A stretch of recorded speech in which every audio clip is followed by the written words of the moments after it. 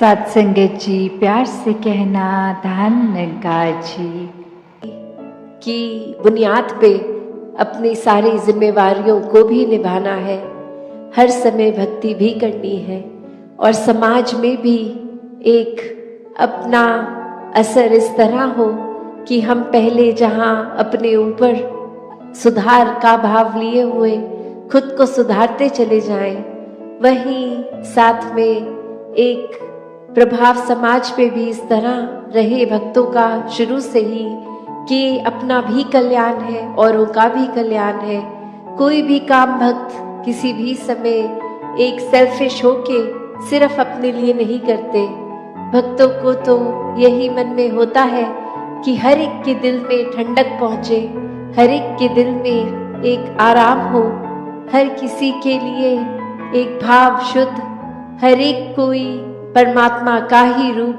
तो बहुत ही पूजनीय। किसी को भी भक्तों ने कभी चोट नहीं पहुंचाई और हमेशा भाव मन के ऐसे ही रहे कि अगर किसी को किसी तरह का दुख तकलीफ है भी तो कैसे वो दूर की जाए। और सबसे बड़ा जो परोपकार भक्तों का रहता है वो यही रहता है कि परमात्मा हमारे जीवन में आया है, हर एक के जीवन में आए। जो अभी तक इस परमात्मा को देखे नहीं है, जिन्होंने अभी तक ब्रह्म ज्ञान नहीं लिया, वो भी कैसे अपने जीवन में एक रोशनी हर समय की ला सकते हैं। क्योंकि ये टेम्पररी अगर हम बात करते हैं तो कोई भी चीज़ हमें कुछ देर के लिए, अगर अभी डे टाइम है तो कुछ घंटों बाद अंधेरा हो जाएगा, नाइट हो जाएगी। तो ये रोशनी इस तरह तो दिख रहा है अभी सब कुछ, पर ये हमेशा की नहीं है। पर जो परमात्मा है ये सच है, ये ट्रूथ है, ये ओमनी प्रेजेंट, ये निराकार, ये हर समय की सच्चाई है, हर समय की रोशनी है। भक्तों ने यही समझाया है कि जितना ज्यादा इस परमात्मा के साथ मन को जोड़ेंगे, इसके एहसास में रहेंगे, हर काम में इसको शामिल करेंगे, तो फिर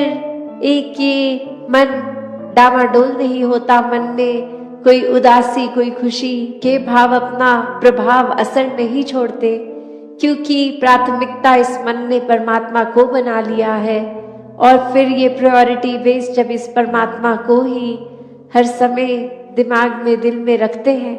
तो बाकी चीज़ों का असर उस तरह नहीं होता कि कोई अगर बिजनेस में नुकसान है तो एक डिप्रेशन की ओर मन जा रहा है, या फिर कुछ इतनी उपलब्धि मिल गई, अचीवमेंट मिल गई कि इतनी खुशी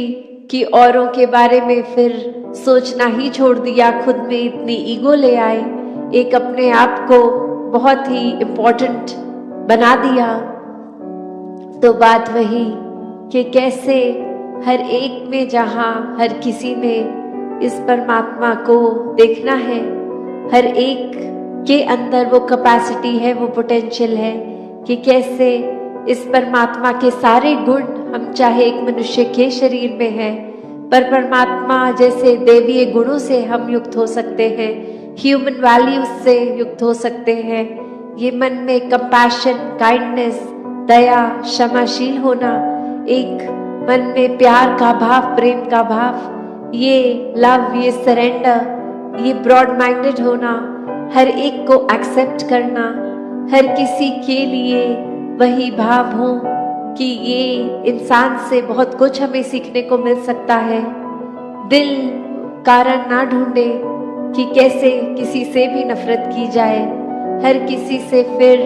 वही बात जो अभी सत्संग में भी हम सुन रहे थे कि ये एकत्व जब इस्टेब्लिश हो जाता है, ये वननेस स्थापित हो जाता है, तो वो वननेस कोई उस बात की बात नहीं है कि हर कोई एक जैसा दिखे। एक फिजिकली तो हर किसी के शक्ल, आकार, फीचर्स एक बहुत ही अलग हैं। कोई किसी रीजन के होते हैं तो एक ज्योग्राफिकली रहने की वजह से उस तरह एक कल्चर और अपीयरेंस से खाना पीना वैसा हो जाता है, और दूसरे कहीं देश में, किसी और राज्य में, अपने देश में भी हो तो वो एक अपीयरेंस वाइज तो अलग हो सकते हैं। बट जो अभी कॉमन थ्रेड की भी बात हो रही थी कि ये परमात्मा ही है जो जहाँ पूरे ब्रह्मांड में है, एक वो कनेक्शन हमारी इस परमात्मा से जब है तो संसार के हर इंसान से हर कोई अपना है, हर एक में ही परमात्मा का वास। तो कैसे जब इस परमात्मा से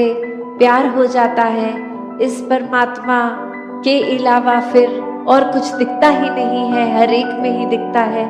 तो फिर ये भाव वही आ जाते हैं कि ये संसार बहुत ही सुंदर है,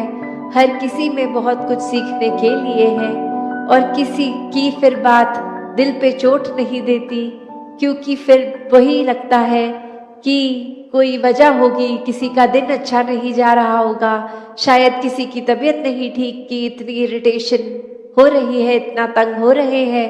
कि कुछ खराब हमें बोल रहे हैं। तो बात वही कि हर किसी के अंदर जब ये परमात्मा दिखता है तो एक अच्छाइयों को ही भक्त उठाते हैं, किसी की कमियों को इस तरह संसार के आगे नहीं उछालते। एक दिल में अगर वाकई ही एक कंसर्न है उस इंसान के लिए, तो उस इंसान को डायरेक्टली जाके उसके पीठ पीछे एक बैक बाइटिंग नहीं, उसको सामने जाकर बोला जाता है कि ये जो आपने बात कही वो ठीक नहीं थी, इसमें अगर आप सुधार कर लें तो वाकई ही आपका सुधार हो जाएगा, अगर आप अपने थोड़ा बिहेवियरल चेंज लेके आएंगे। और फिर संत यही समझाते हैं कि बिहेवियरल चेंजेस तो टेम्पररी फिर भी हो सकते हैं, कुछ देर की लर्निंग के लिए हो सकते हैं, फिर कभी और ये बिहेवियर वापस हो सकता है अग्रेसिव एंग्री। तो फिर कैसे हर समय के लिए एक मन को शांत रखना है, शीतल रखना है, मन में सहजता रखनी है, मन में सुकून का भाव रखना है, तो इस परमात्मा से ही जुड़ना होगा, क्योंकि इस परमात्मा को दिल में बसाएंगे तो मन में ये सारे इमोशंस ठीक तरह से काम आएंगे। जैसे एक आग का एग्जाम्पल होता है फायर का, तो उसका काम तो जलाना है, पर कैसे हम अगर वो आग के ऊपर कोई तवा रख देते हैं तो वो उसको रोटी बनाने के भी फिर वो आग ही काम आती है। वो हीट अगर बहुत ठंडा दिन है तो कैसे एक फायर प्लेस में डाल देते हैं, एक बॉन फायर करके, उससे हमें आराम ही मिलता है। तो कैसे ये जहाँ एक गुस्से की, एक एंगर की भी बात है, उसको भी अगर चैनलाइज किया जाए ठीक तरह से तो सारे ही मन के इमोशंस ये बहुत ही उपयोगी भी हो जाते हैं। हमेशा सिर्फ एक नुकसान का ही नहीं इमोशन बदल जाते हैं, एक नजरिया बदल जाता है। एक वो बात कि अगर हम कुछ भी उदाहरण लें कि कोई भी स्थिति में एक जो रुख करा जा सकता है वो एक अच्छी तरफ भी और बुरी तरफ भी, एक परिस्थिति से हम क्या निकालते हैं वो भी एक अच्छाई निकाली जा सकती है, एक बुराई निकाली जा सकती है। तो भक्तों ने हमेशा वो अच्छाई की ओर ही रुख करना सिखाया है कि परिस्थिति अगर इस परमात्मा ने दी है तो अच्छी ही होगी। एक अगर उस परिस्थिति को अच्छा नहीं समझ रहे हम तो वो हमारी कमी है। इस परमात्मा ने तो पूर्ण किया है इस परिस्थिति को भी। जब इस परमात्मा ने हमको जो कुछ दिया वो परमात्मा का जो दान है, तो ये परमात्मा जहाँ पूरा है तो परमात्मा की दी हुई हर परिस्थिति भी पूर्ण है। फर्क सिर्फ हमारे नजरिए का होता है कि उसको हम किस तरह देख रहे हैं, उस परिस्थिति में से हम निचोड़ क्या निकाल रहे हैं, उससे सिखलाई क्या निकाल रहे हैं। क्या हम सिर्फ हमारे अनुसार कुछ नहीं हुआ तो उसके वजह से इस परमात्मा को ही कोस रहे हैं, या ये भी मान रहे हैं कि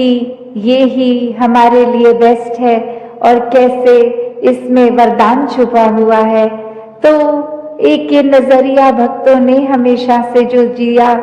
कि आध्यात्मिक पहलू अपना हर किसी ने जहाँ एक बहुत ही उस नजरिए का बनाना है कि जीवन में ये शरीर मिला है, ये मटेरियलिस्टिक वस्तुएं मिली हैं, घर बार रिश्तेदारी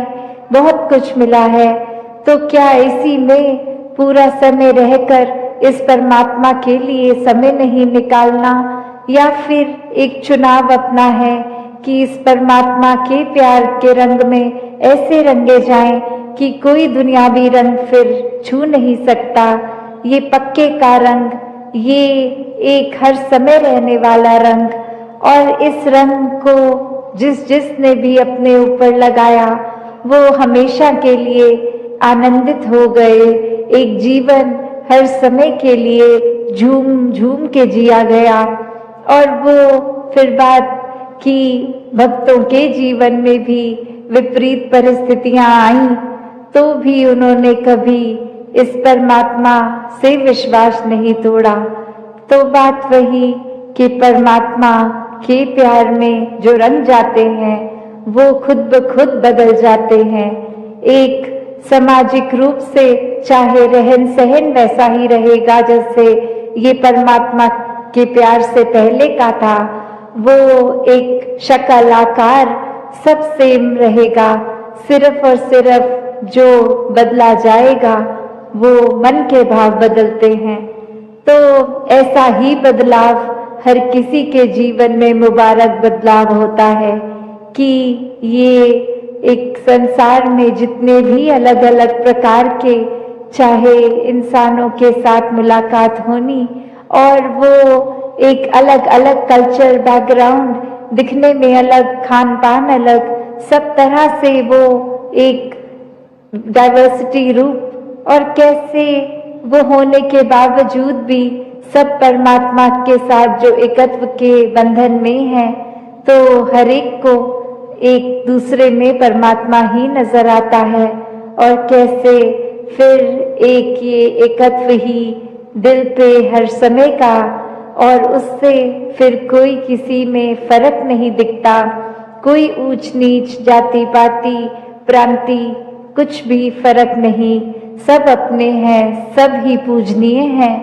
तो कैसे ये परमात्मा का वास तो पूरी सृष्टि के कण कण में है, और वहीं जो हर किसी में भी, और यही परमात्मा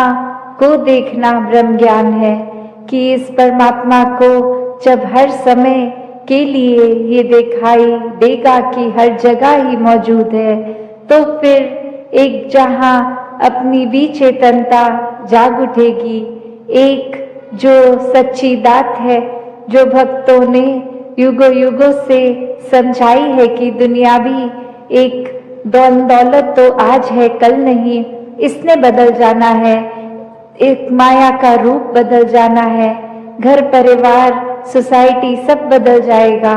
पर सिर्फ और सिर्फ एक चीज, संगत जी, धन नंगाज।